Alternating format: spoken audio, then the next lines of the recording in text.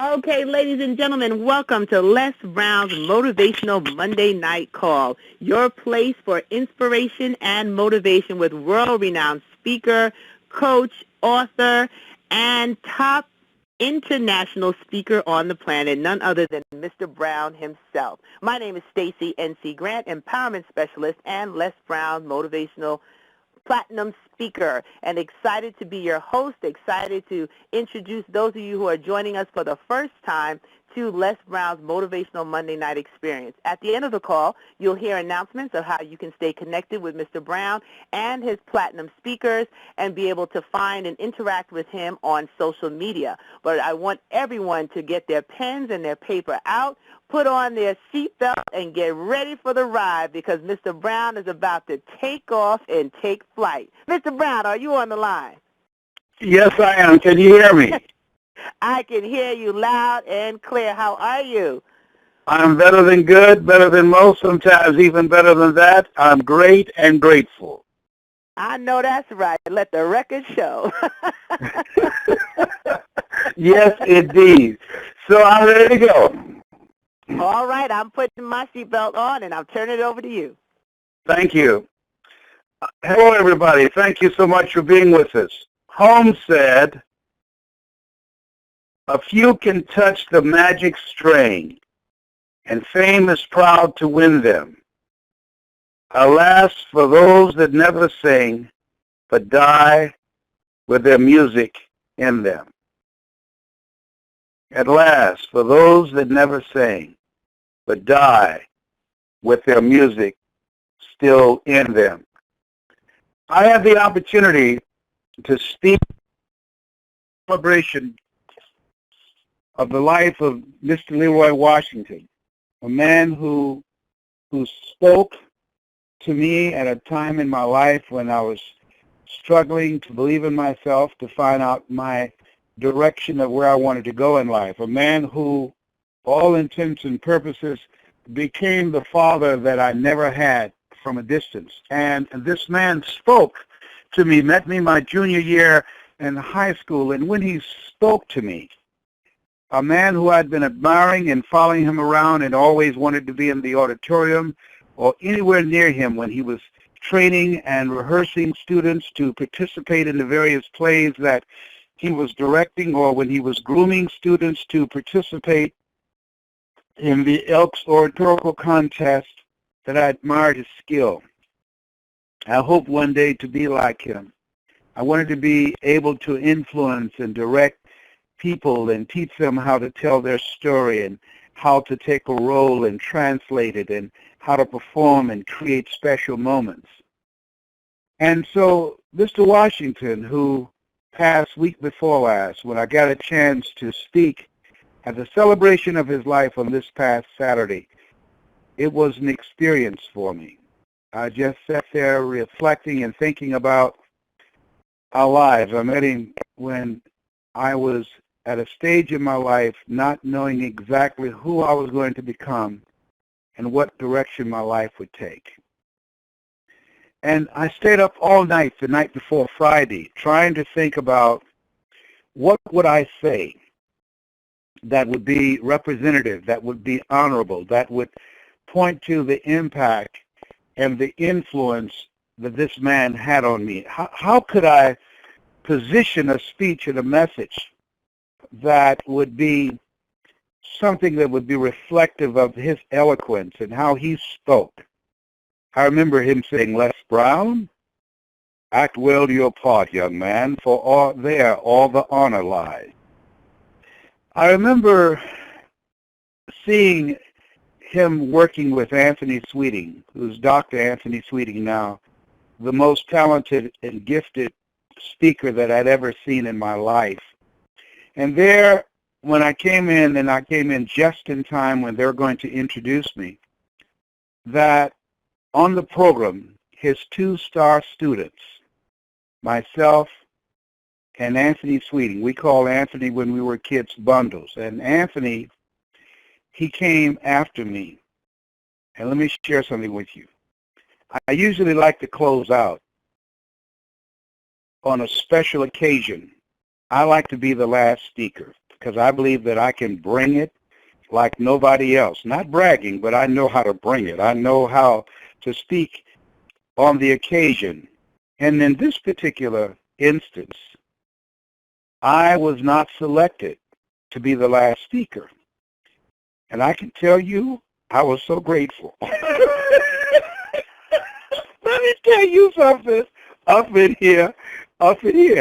Anthony Sweeting, when I was in high school, if you hear me speak and if you hear him, you will see that how he has influenced my speaking style. No one, ladies and gentlemen, I have some power. I have some energy when I speak. Trust me on that. I'm whipped cream when it comes to speaking and compared to Anthony Sweeting. And so I came up and I spoke. They gave me 3 minutes, and I said, I'm going to milk these 3 minutes. But when they called on Anthony, and Anthony had to speak, I was reminded that when I saw him speak when I was in high school, he was the greatest speaker I'd ever heard in my life, and he reminded me that he was still the greatest. He didn't have to tell me, but everybody knew. Now, they laughed and they responded when I spoke, and they gave me a tremendous round of applause. But when Anthony spoke, everybody forgot about Les Brown. When Anthony spoke, Les Brown forgot about Les Brown. When Anthony spoke, and he wrote a piece, a tribute to Mr. Washington, which was an incredible honor. And when he spoke, no one can give it like Anthony. When he spoke, no one could deliver with the raw power that he delivered that.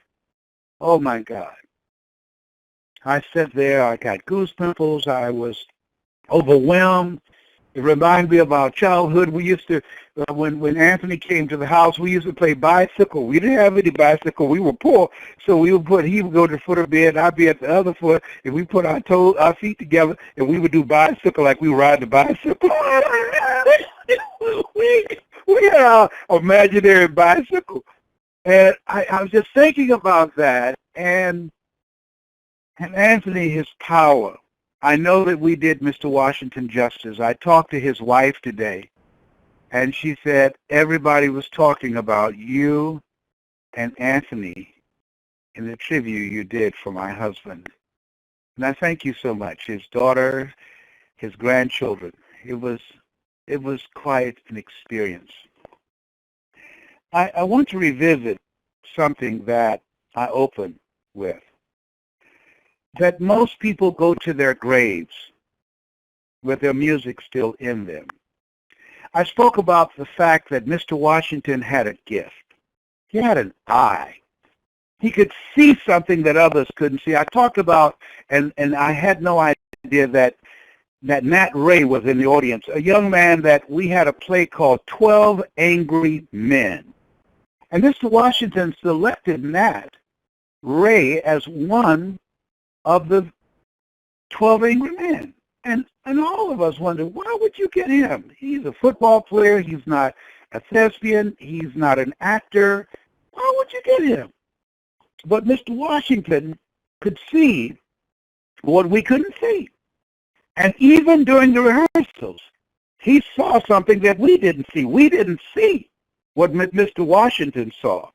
But we were all working on our part, and then came the night of the play, and we saw for the first time what Mr. Washington saw. We saw a character that was in Nat Ray that he brought up that night, and he dominated that stage. Mr. Washington could see what we couldn't see. He had a trained eye.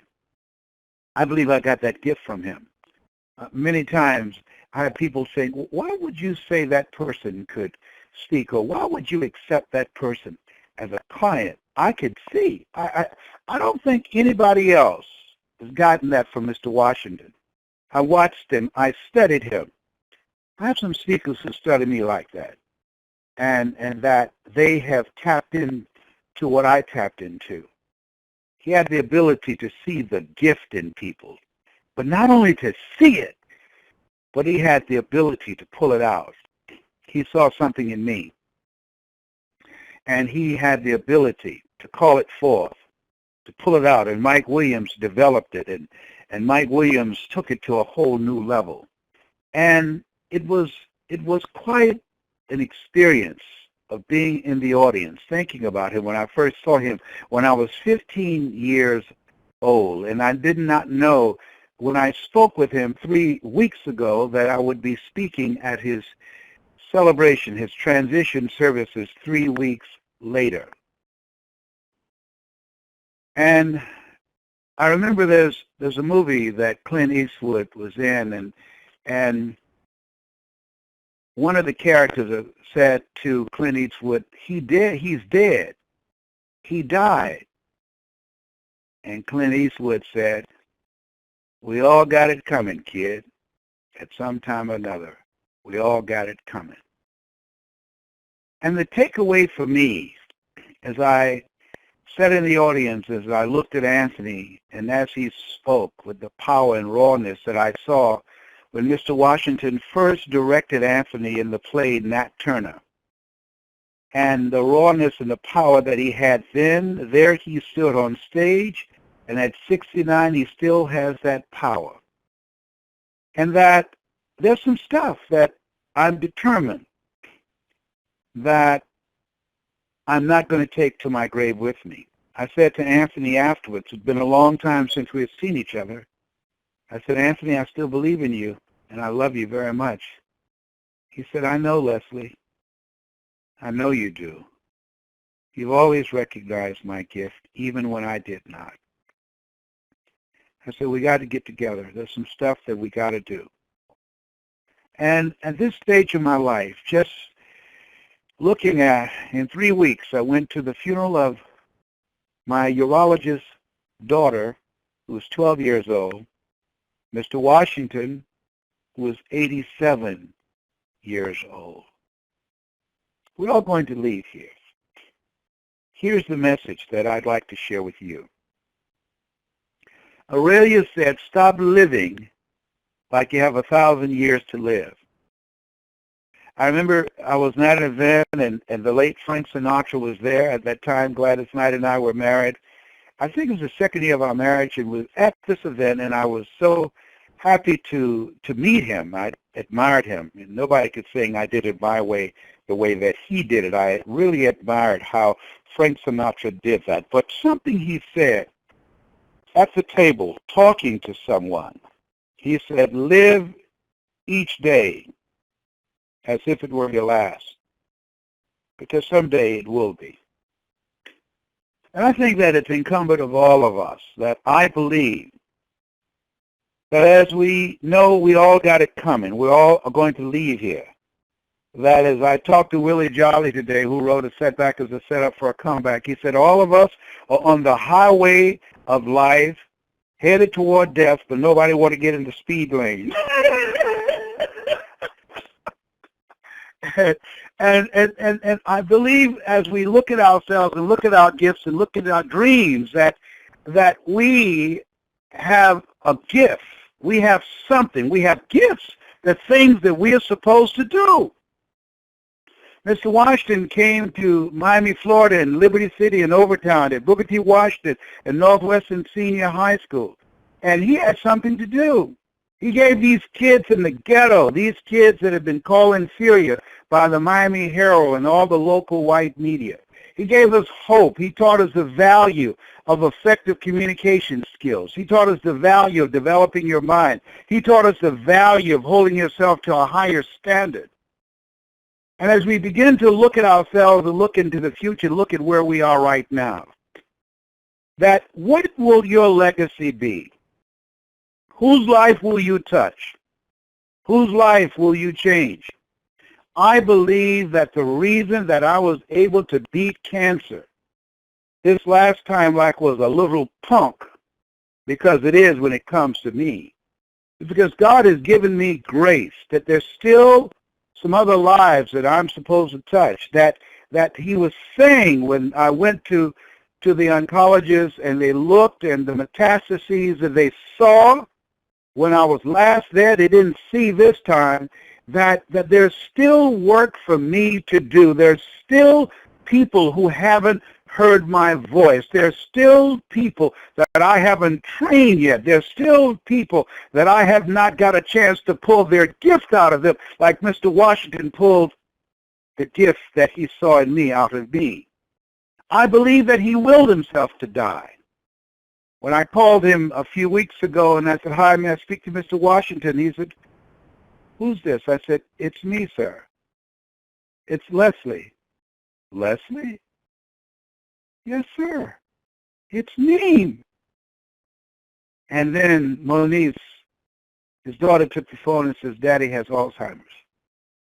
It has just gotten stronger in the last few days." I was in a state of shock. I sat there with a phone and I cried. I said, "Moniz, he didn't know my voice. He's always known my voice." She said, "Sometimes he does, Leslie." She said, "Sometimes he doesn't." Knowing him as I did, I knew he would not want to live like that. He had a profound memory, a great voice. We used to talk about a lot of things, and my son, Calvin, used to say, "Mr. Washington still has his memory. He's still sharp. Still sharp." And I implore you to ask yourself, what do I want? What do I really want? I got a letter from someone the other day, an email that says, "I was born to speak. Please help me. Speaking gives me life. Please help me." And I think that that's what Mr. Washington saw in me. I love to help people. I love to speak. I believe that you were not born to work for a living, but to live your making. And living your making will make your living. And people that I talk to from time to time, and I ask them, "What do you do for a living?" Then I ask them, "What are you living to do?" And they find that to be a struggle, because most people have not considered that. Most people have not thought about that. Most people are not living from their dream. What are you living to do? What do you want to do? Is it art? Is it music? Is it business? What do you want to do?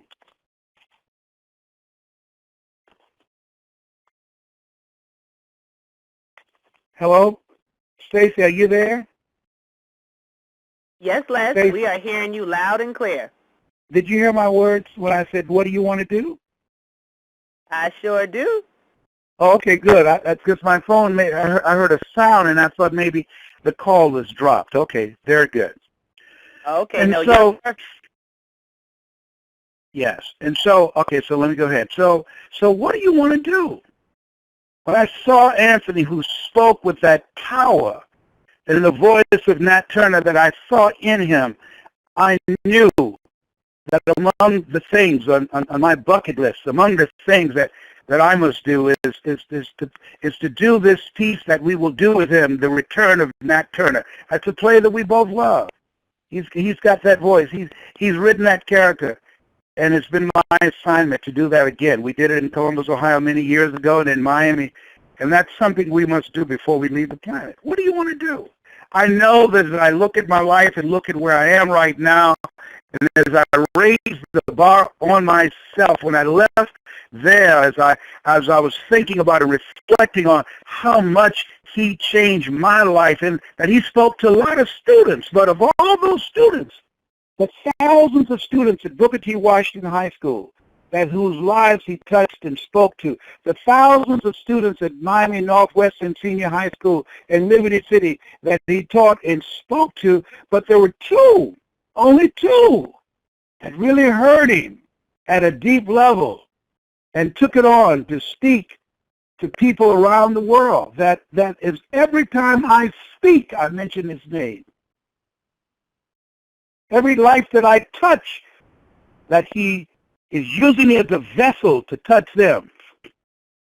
And there's a work, I believe, that we were not just born to go to school, to get out of school and raise a family and then just die. No. Struggling, robbing Peter to pay Paul. No. Just trying to make it. No. You are made in the likeness and image of God. You've been given authority and dominion over everything on the face of the earth, even if your life does not reflect that. Even if you're behind on your bills. Even if you don't have a place to lay your head. Even if you're going through a traumatic divorce. You've been given something. There's something that you're supposed to do. There's a work for you to do. Just like Mr. Washington. And the Super Bowl, and I want you to go to my Facebook tonight. I wrote a piece called Why Not You? The quarterback, Wilson, said his father said to him, why not you? Why not you? You should be successful. People are going to be successful. Somebody's going to win the Super Bowl. Why not you? And I say to you that there are people who have lost their jobs, who've gotten behind on their bills, who've gone through the embarrassment and the shame of bankruptcy and foreclosure, and yet and still they did not give up. They kept on fighting to get back to the top, and they did. Why not you? There are people that a doctor looked at them and said, you're terminally ill. You've got 3 months to live, and years later, they're still here. Why not you? There are people who have lost everything, who've been down on their luck, and they didn't have 2 dimes to roll together, but yet and still they didn't allow their circumstances and the situation of where they were to define their future, and they pulled it out. Why not you? Why not you? Life every day to all of us is a Super Bowl. Somebody's going to win. Why not you? Why not you live from your dream? Why not you decide that I'm going to control my destiny? Why not you decide I'm going to leave a legacy rather than liabilities? Why not you decide I'm going to make my life count? Why not you decide that when you go, because of the impact of your life, the undertaker will cry? Why not you? Traffic will be backed up because of the lives that you touched and the people whose lives were transformed because they heard you or read your works or saw your work or touched by your impact. People came out to celebrate you. Why? Why? Why not you? Why not you? You're listening to me because there's something in you. There's a work for you. You've been given grace. There's a gift in you. And if you take it to your grave, if it's buried within you, if it's in the casket when you leave here, rather than be exposed to the world. That's maybe the why the poet wrote the words, many a flower has bloomed unceasingly and wasted sweetness upon the cold desert air. That many a talented and gifted persons have gone unnoticed, and the world never had a chance to be exposed to their genius. Maybe that's why the ladies told God to reach the point of death, only to realize that you've never lived, only to realize that you've never scraped the surface of your potential. Why not you? Mr. Washington, you decided you would be the one to come into the ghetto of Liberty City and Overtown, touch some young kids' lives. Marcus Smith, Toby Gadsden, former classmates, we got together. Reggie Burton, who was one of his star students, who came in a wheelchair, had a severe stroke, a quadriplegic, but still had his fire. And we stood there and said, boy, he had something in mind for us. He was determined we were not going to go to jail. He was determined that we were not going to get hooked on drugs. He was determined that we were going to be something. Yes, he was. Yes, he was. He was a man. He was a man's man. And he taught us how to be responsible, how to hold ourselves, and how to make difference with our lives. You have something special. You have greatness within you. You were chosen by God. God had something in mind. He saw something in you. Be a call if you were chosen. You've been chosen for something. Some people are going to do something with their gifts, their talents, their abilities, their skills, their voice, their mind, their talents, and make a difference that will be felt by generations yet unborn. Why not you? Why not you? Mr. Washington, we celebrate you on this next expression of how you live your life on the spiritual level, and so it is. Stacy? Woo! Why not you? Well, I know what I'm going to do, Mr. Brown. I have a legacy to leave. Woo! You have inspired and fired us all up to not leave here without using every single gift and talent. And I say to you, Les, once again, that we all share our love and condolences on the loss of your great hero, but you paid such tribute to him by the way you've lived your life and that you've used your voice to do the very thing that he saw in you. So I continue to salute you and thank you on behalf of all of the Platinums who work with you, who love you, who are inspired by what you do, how you pour into us, and truly an example of every word you spoke tonight. Thank you so much. That was quite an experience. But I tell you, Stacy and Dr. Anthony Sweeney went up on that stage in that church and stood at that microphone. I said, God, I know you're still in the blessing business because I don't have to come after that. Yeah. He turned out the great stuff. Yeah, everybody's just looking around and said, Bundle still got that.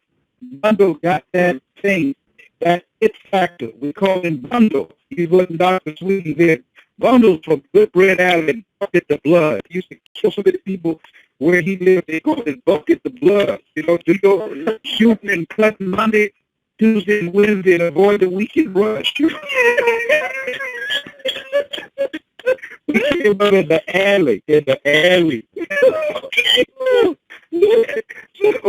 So it was quite an experience to see him speak.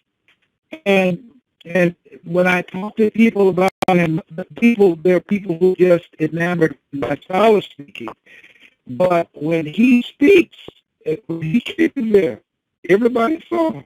That's good. He's recognized by the top organizations in the world, national speakers, Toastmasters. And they say he's the leading speaker, but you know who number one is. And they didn't lie. I know. I don't have nothing to that. I tell you, there's never been a speaker that I could not come after. You hear me? I come after Farrakhan. I come after. I just said, thank you, Jesus, and I didn't have to come after that. But they positioned it right. They knew how to bring it. They knew. And he brought it. You hear me? He finished it. It was done. It was a great celebration. And so my goal is to live more intensely. I know that everything is happening as it should. And I've been given grace because there's more work I'm supposed to do. And I tell you, I'm going back to Liberty City in Miami. I'm going to do a summer program there. I got to go back. I got to do something there in Liberty City, Miami. I'm going to do something in Detroit. And I'm going to do something in Columbus, Ohio. I've got a speaker I'm working with. I'm Danielle Alexander, who's a new partner speaker that you're going to meet, who's sold $150 million in real estate in the past 11 years. You're going to meet her. She's a powerhouse. I'm going to do some work in Cleveland, Detroit, and I'm in Atlanta, where my daughter is, their owner. I'm going to do something in Atlanta, but my goal is I got to go. I saw so much craziness while I was in Miami. Young men who don't have a clue who they are. And I'm talking about there must be a contest called Who Can Sag the Lowest. Who can pull their pants down the lowest. And I'm telling you, I saw a guy whose pants was not only was it below his butt, it was below the line on his boxer shorts. I mean, it's probably just 1 inch above his knees. You hear me? Walking wide-legged. And there's some things you see that you shake your head or say, what state of mind do you have to be in to do this? So there's some things that your mouth just drop open and hit the floor, and there's no words to describe it. And there's a level of craziness and insanity. When you got young men who are our future walking around looking like that at a time when we have a president who dresses with class and articulate and the most powerful and respected and revered man on the planet. And you've got young men walking around as if they have not an ounce of consciousness. I looked at them and I got upset with myself because this level of insanity happened on my watch. As I pointed at them, I noticed I had 3 fingers pointing at myself when I said to Moniz, Mr. Washington's daughter, I said, can you believe that? And then I sat there and said, Mr. Washington didn't point that out. He worked with it. He worked with us. We had our own level of insanity. I remember going to the store and getting some cocaine and coming home and put it in my hair, trying to get some waves. And that cocaine started burning, and I tried to put my head in the sink, and Anthony already had his head in the sink trying to wash out of his hair and who was, and then I tried to put my head in the toilet because it was on fire from that cocaine. I remember putting Oscar skin tone cream on my skin, trying to get light, trying to look like a high yellow.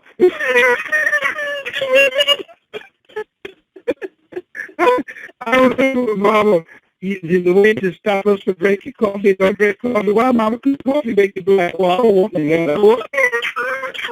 You know, we had our own levels that everybody had a process of Jerry Curl. And Dashiki, we all looking crazy, 2-foot afros, look like our barbers died. You know, we all have a level of insanity. Every generation, when they have this stuff. And so, this group here, they've taken it to another level. And I got to go up in there. But for the grace of God, had it not been for Mr. Washington, I would be one of those crazy ones. And so, I got to go. Because some of them hear my voice. I have a young man named Shemizie. And this young man is from Nigeria. He lives here. And we were together in speaker training in L.A., and he's around 26, and he lives in Las Vegas.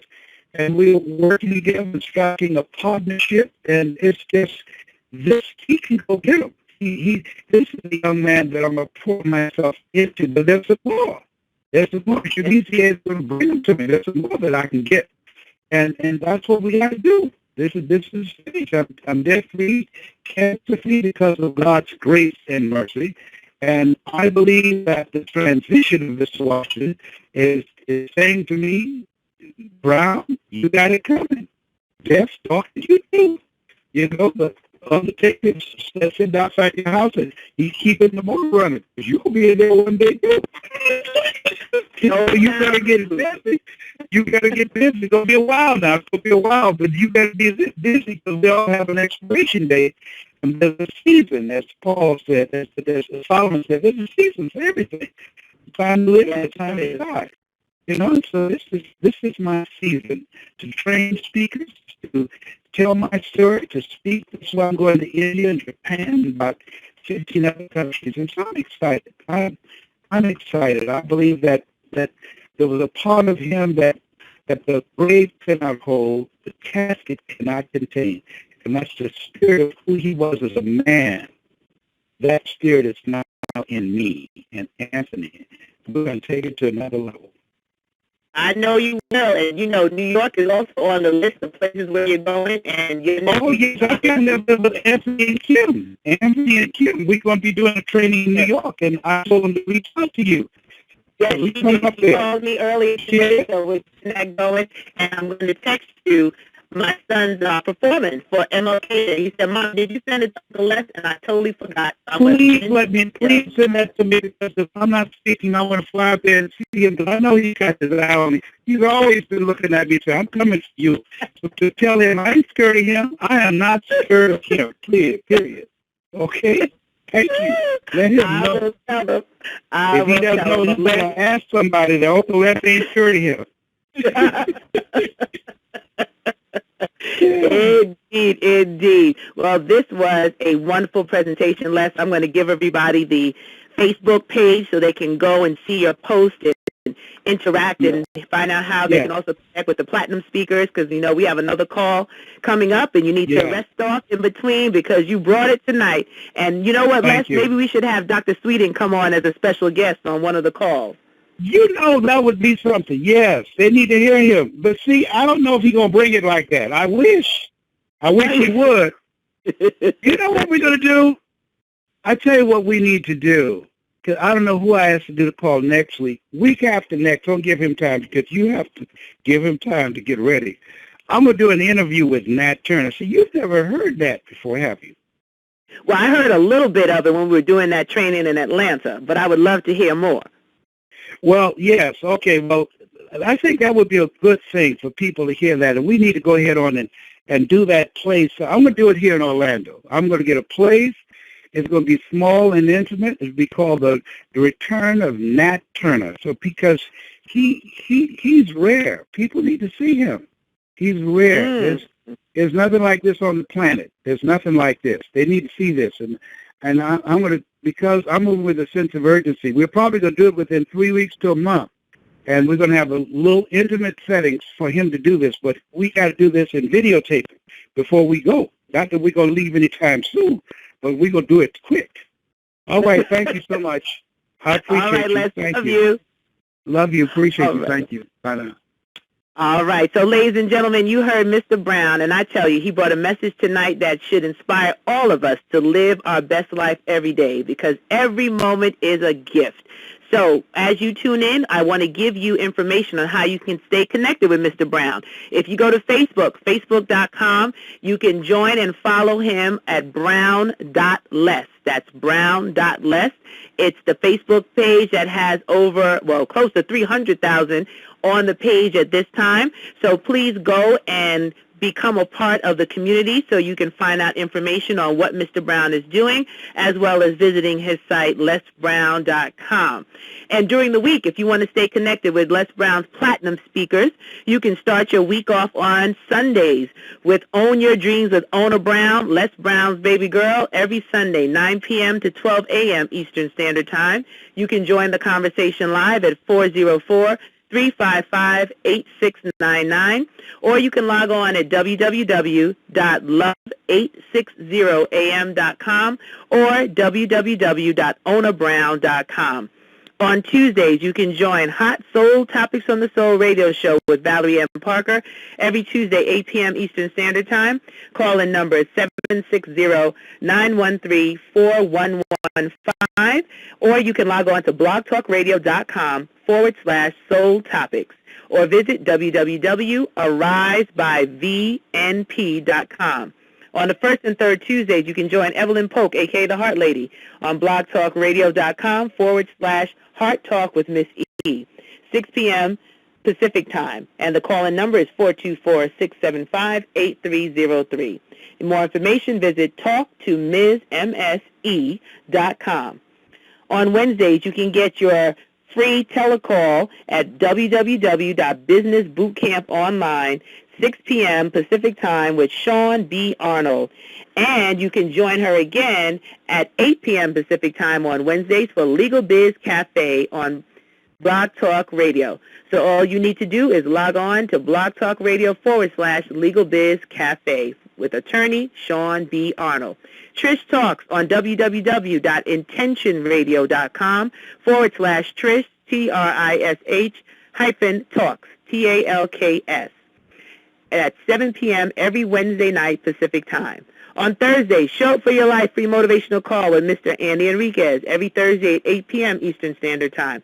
Dial-in number 712-432-6100, PIN number 114431 #. Or you can dial or join www.showupforyourlife.com, SUFYL.com. Reserve your live coaching session with Miss Anita Hicks and email her at anita@anitahicks.com or visit www.anitahicks.com so that you can reserve your spot for a free 30-minute coaching session.